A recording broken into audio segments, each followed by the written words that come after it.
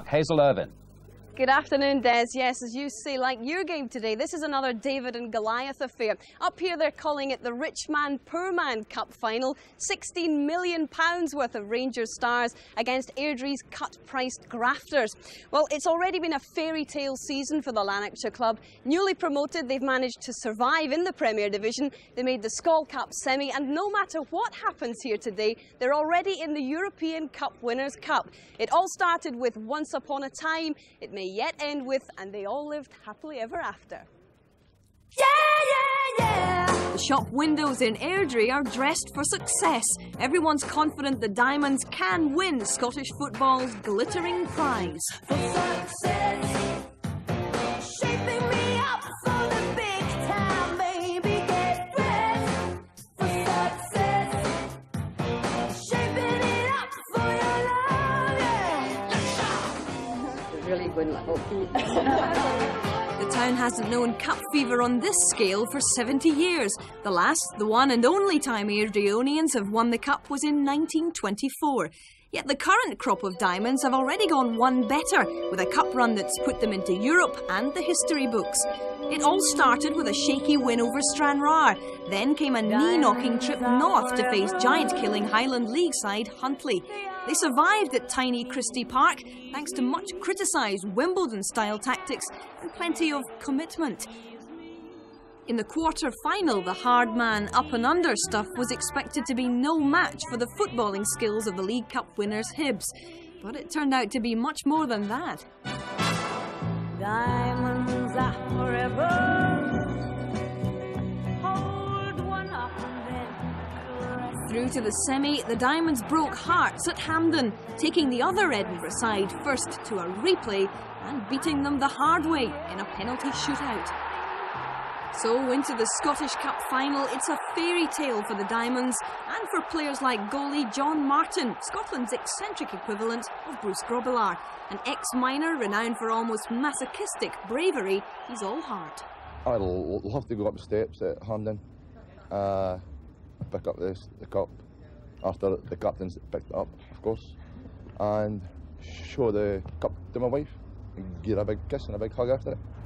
Airdrie definitely fancy their chances against Rangers, even if it means going to another penalty shootout. Just ask the man who put them in the final, ex-Bristol City player Chris Honor. They've beaten us convincingly 3 times this year. We've drawn with them here once.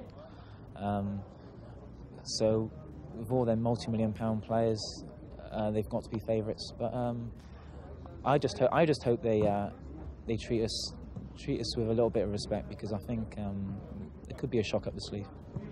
Well, there are a few Rangers players who know what it's like to be on the wrong end of a cup shock. Nigel Spackman, for one. As David Mellor was reminding us, Nigel was in the cup losing side at Liverpool, who lost to Wimbledon 4 years ago. Stuart McCall, Gary Stevens, Richard Gough are all Wembley losers too. And you know, they've not had much luck here in Scotland either. It's been 11 years since Rangers won the Scottish Cup, but the bookies make them odds-on favourites to complete the double.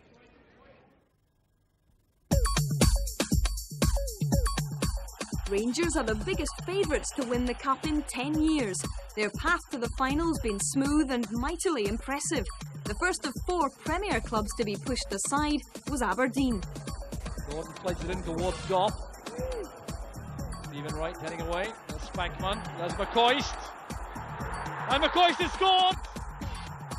Cup holders Motherwell were next on the Ibrox list. Shot attempted by Rideout. This is Gough well forward again. Did a chance to Mikalichenko! Rangers have equalised! Here's David Robertson. Quarter of an hour remaining. Here's Mikalichenko in again.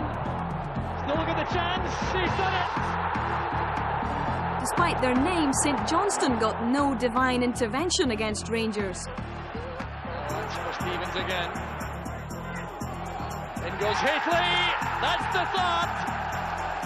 And the 10-man Rangers team came through a dramatic Old Firm semi on top. O'Neill forced to hurry there, break from McCall, he has McCoist inside, that's for Ali McCoist, and Rangers are ahead! It's a magnificent goal from McCoist! I would say maybe this is the most attack-minded team. which proves with 101 goals in the Premier League. We've been able to get a lot of goals, and I think it's maybe the most exciting team. One Mr. Ali McCoist's been the big success story at Ibrox this season. He's scored 38 goals this term and looks all set to win the European Golden Boot Award. Along with a Scottish Cup winners' medal, it's about the only award he's never won. Despite their league supremacy, McCoist and Rangers seem to have been under a cup sign for the last 11 years. Actually, the 11-year lapse should have been longer, because I played with St Johnstone at the time, the Rangers last won the cup, and we should have beaten them at Perth that day, so it should have been 13 years, I think. But it's a lapse that hopefully we can end on Saturday. We're under no illusion, it'll be very, very difficult for us. AIRDRIE, we know what to expect from AIRDRIE. They'll be very, very strong, tough, and they'll run and tackle all day. But it's just a matter of us sort of going about our business the same way, and hopefully our skill will see us through.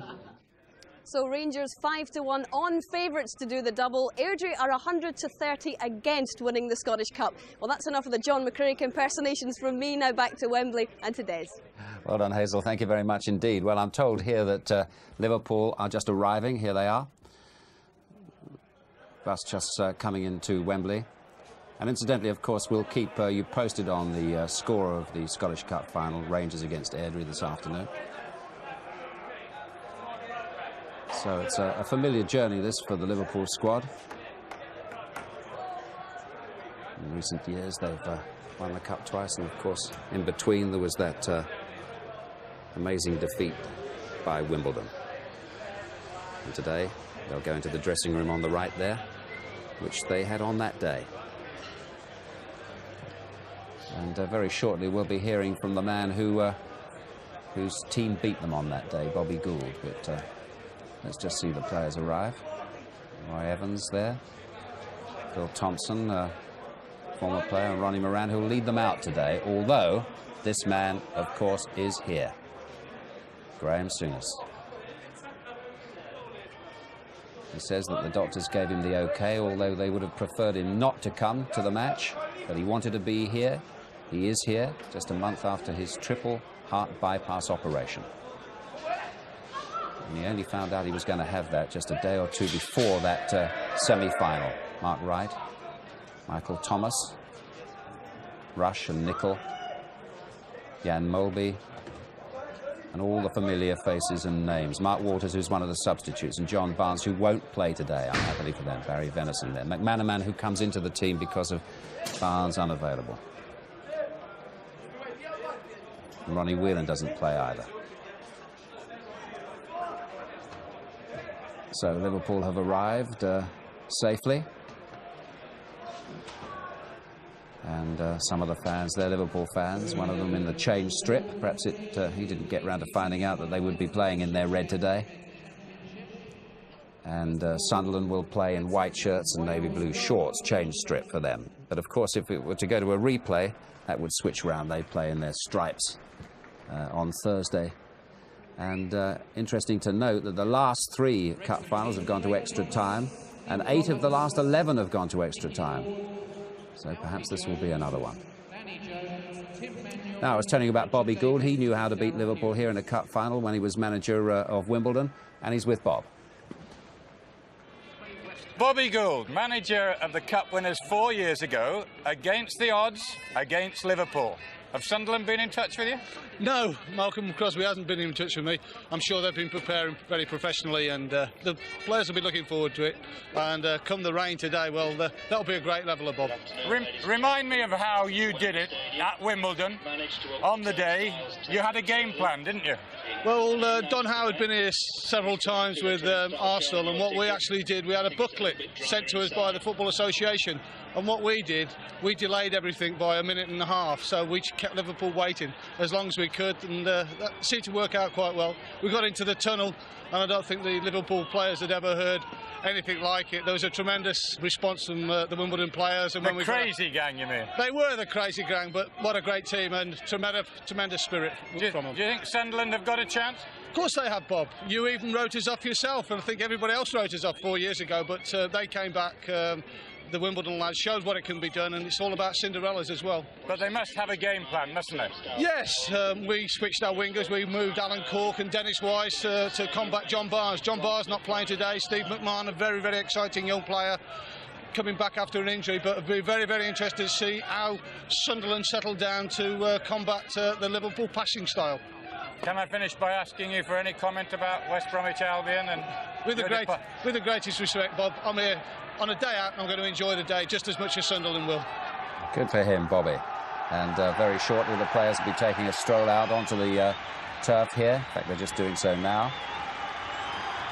And getting some response from the fans already in the ground. These are the Sunderland players. Armstrong and Rush. Armstrong on this side, Rush on the other side, who's had a pretty severe haircut for this one. Young boy. They both play in midfield for Sunderland today, and I wonder if they'll feel daunted by this occasion. Hardiman there, who's one of the substitutes on the left. He'd been playing as fullback all through the cup run, but doesn't make the 11 today. There's Anton Rogan, who will play fullback. Sometimes plays central defender for Sunderland. Occupies the fullback spot today. Now, we'll be hearing from some of those players in just a moment, but let's continue our story of the road to Wembley and remind you of what happened in round 6.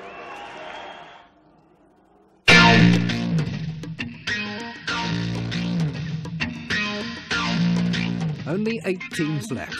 Jim Smith's Portsmouth begin to wonder if they can keep their heads down and drive straight down the middle all the way to Wembley. There is, though, a potential hazard in Nottingham Forest.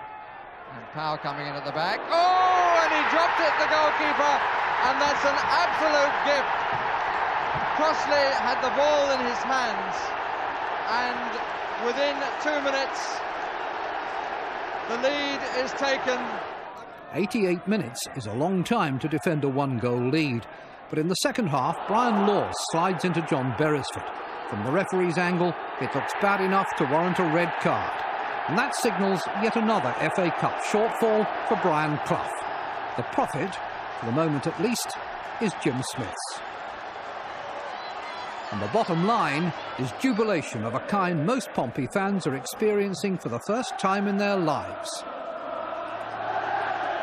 David Stringer has taken Norwich to the south coast, come back from the Dell with a goalless draw, and now faces Southampton at Carrow Road. Ruddock! It's in! Southampton have taken the lead, and they all go to Neil Ruddock, who came in at the near post. What drama we've got here at Carrow Road.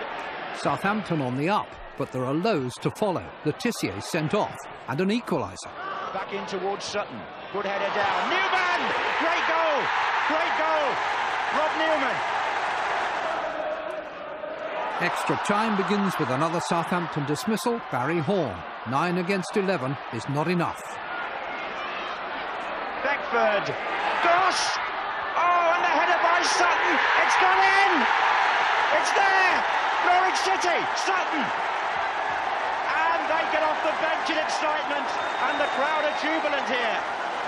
If I can make it, they're gonna make it. Anywhere, it's up to you. Dwight York, Dwight York. Ron Atkinson, karaoke champion of the West Midlands? Perhaps not. But after that, who'd be intimidated by the chorus from the Anfield Cop? While Atkinson, the Scouser, jokes, there are serious concerns on the other bench, at least until team selection that looks like a gamble pays over the odds. The 3 players recalled, Whelan, Barnes and Thomas, all come into the frame together. Michael Thomas, great chance again, and this time Thomas scores. It was made by Barnes, and Thomas puts it away so cleanly that the supporters now have forgotten all about the one he missed earlier. Regis again, the front man. Atkinson and Teal. Parker! Great save. I don't know how much Grobbelaar saw of that, but it was, as Parker's expression reflects, a terrific save, because that sat up nicely for Gary Parker, and you can't say he didn't strike it well. Look at that.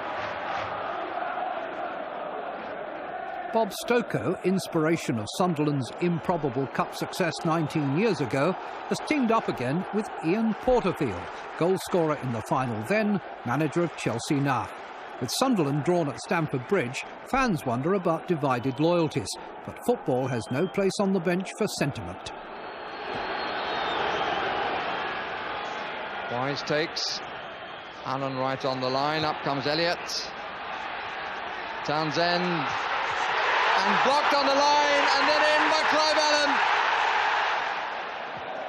Search for the equaliser goes on. But they're not finding the openings that they were finding earlier in the half. Bracewell, now they might. Byrne. Yes!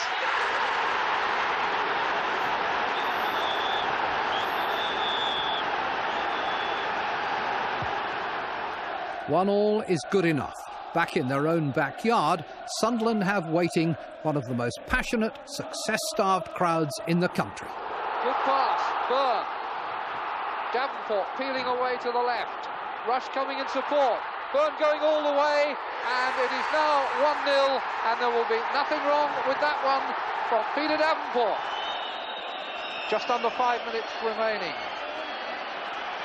Davenport's goal, but Wise with the equaliser. Brian Atkinson, the outswinger this time. And a good header, and a great header. Gordon Armstrong, who has played so well throughout this game, has scored a goal worthy of taking a team to the semi-final. Well, that was the story of the sixth round. I'm glad it stopped raining in time for the players. Both squads here to go out and get the feel of the pitch here today. There they are. These are live pictures, of course, and Tony Gubber and Ray Stubbs are down there. Let's hear first from Tony. Well, with me is the Sunderland goalkeeper, Tony Norman, who's had a good look at the pitch. It's a bit slippy, isn't it, Tony? Yeah, it's very wet at the minute, and I think it's going to be very quick on top. So I think the passing's going to be very sharp, and to be honest, I think it could make a better game of it. Do you think it's going to be a problem for keepers? The ball's going to be very slippy? Well, it's the same for both teams, really, isn't it? It's part and parcel of the job. I mean, we play like this games throughout the season anyway, so yeah, it's going to be different, but we'll just get on with it. I apologise for reminding you of this at this moment, but Dean Saunders tells us that he scored 11 goals past you in 3 games. Is that what Dino said? That's what he claims. Yeah. No, whatever, it doesn't make any difference, does it? I mean, it's just another game. He might have scored in the past, but we start afresh today. So, as I say, it's 11 against 11 on the day, and I'm just going to give it our best shot. One other thought, interesting point, you actually went to school in North Wales with Ian Rush. Yeah, we did. I think there was about 3 years of difference between us, I think. He's 3 years younger than me, but we attended the same school. So, to be honest, it's a good day for the school back in North Wales. Was he a good player at that stage as well? Oh, he was. He was an out-and-out goal scorer, to be honest. He was always scored goals, and he's made a good career out the game, hasn't he? Smashing. Well, we're talking about goal scorers. Just moving along here, we've got somebody we hope, or Sunderland certainly hopes, going to get some goals today. What do you think about it? Oh, it's terrific. The rain kept a few of our supporters away early doors. I think we've stayed indoors for a little bit longer, but there's thousands here now, and they're making a lot of noise as usual. Interesting point, Peter Davenport, of course, is that having played with Nottingham Forest and Manchester United, 2 very big clubs, they never got you to a Wembley final, either of them. It's surprising, really, that you would have thought I'd be there quite regularly with them, but I missed out at both clubs, and I'm just pleased to be here with Sunderland. Looking forward to a quick game, lively ball. Yeah, the rain stopped now, so it'll dry off a little bit, but it's still very, very slippy on top. Ball will fizz along the pitch, and that's good for us because we're a good passing side. Look forward to it. Cheers, thank you. Thanks. Ian Rush, you've been here before. What's the pitch like?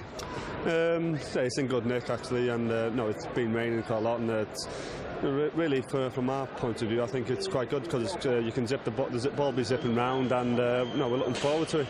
Can you sum up your season? Well, I'm not at the best of seasons. I've been very, unfortunate. I've had a lot of injuries, but I feel now I feel sharp and I feel fit now. I've had a few games to get me into it, and I'm looking forward to the game today. I think it's a great setting for myself because I haven't played a lot this season, but I feel I'll be most probably as fitter than anyone. Sum up Liverpool's season. You need to win this one more than ever, don't you? Yeah, we need to win to qualify for Europe. we've been out of Europe a long time. It'll be a shame if we, when we can go back in, we're not there. So it's a big game, but it's also a big game for Sunderland. We just take it, as we can. But we believe if we can play to the best of our ability, we can beat anyone. All the best, thanks. Kevin Ball just wants to have a word with everybody. Kevin, when you hobbled off, you weren't stretchered off, were you, in the semi-final?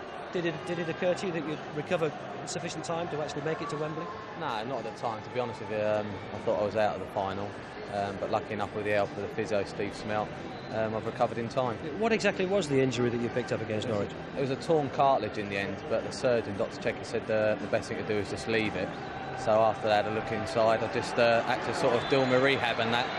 And like I say, lucky enough, I'm here today. How quickly did you actually return to serious competitive football? I'd done a lot of rehab with Smelty, and then I had 2 days training and played in the first team straight away, so it wasn't a lot of time. It was about 17 days, wasn't it? 17 days from when I had the op, yeah, until I started playing again. I've got to ask you, I mean, you've had the operation, you've played 3 games and you feel fully fit, but can you go flying into those famous tackles of yours? No reason why not, is there? Yeah, it don't make no odds to me. I mean, what's happened. I just got on with the game now. And you look as though you're relishing the prospect. Yeah, I'm looking forward to it. I suppose all the lads as well. Just one final thought. Sunderland are the underdogs, but they were in '73. Are we right to think that it can happen again? Let's hope so. Thank you. Cheers.